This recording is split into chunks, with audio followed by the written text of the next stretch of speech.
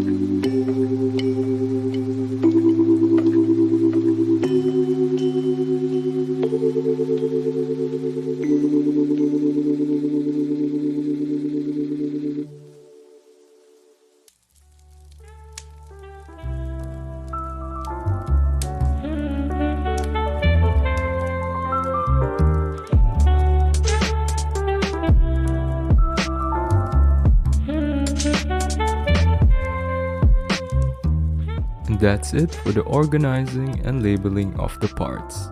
On the next day, I would be starting the construction and building process for the head and body of the robot. See you then.